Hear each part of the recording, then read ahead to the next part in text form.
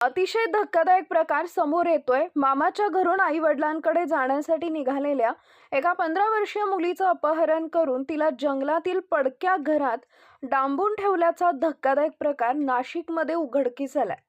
मसरूळ पोलिसांनी अत्यंत चातुर्यानं आरोपींच्या कोडवड भाषेतील चॅटिंगवरून माग काढत वडाळी भोईच्या जंगलातून मुलीची सुखरूप सुटका केली। या प्रकरणी पोलिसांनी 4 संशयितांना अटक केली असून मुलींना जाळ्यात ओढणाऱ्या एका मोठ्या रॅकेटचा पर्दाफाश केलाय। मखमलाबाद इथं मामाकडे राहून शिक्षण घेणारी ही मुलगी 4 मार्च रोजी दिंडोरी तालुक्यातील उंबराळे इथं आपल्या आई-वडिलांकडे जाण्यासाठी बसनं निघाली होती। बस प्रवासात संशयित आरोपी शिवाजी हिरे यानं तिला बसण्यासाठी जागा दिली आणि तिची दिशाभूल केली। तिला उंबराळे इथं उतरू न देता त्यानं युक्तीनं तिला आपल्या घरी नेलं। शिवाजी हिरे हा लग्न जमवण्याचं काम करतो। त्यानं रात्रीच आपला भाचा दिलीप महाले आणि त्याचा मुलगा विकास महाले यांना बोलावून घेतलं। या दोघांनी मुलीला हस्ते दुमाला इथं नेले।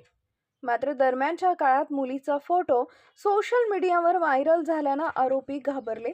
बिंग फुटू नये म्हणून त्यांनी रोशन जाधव यांच्या मदतीनं मुलीला वडाळी भोई येथील जंगलात एका निर्जन पडीक घरात डांबून ठेवले होते।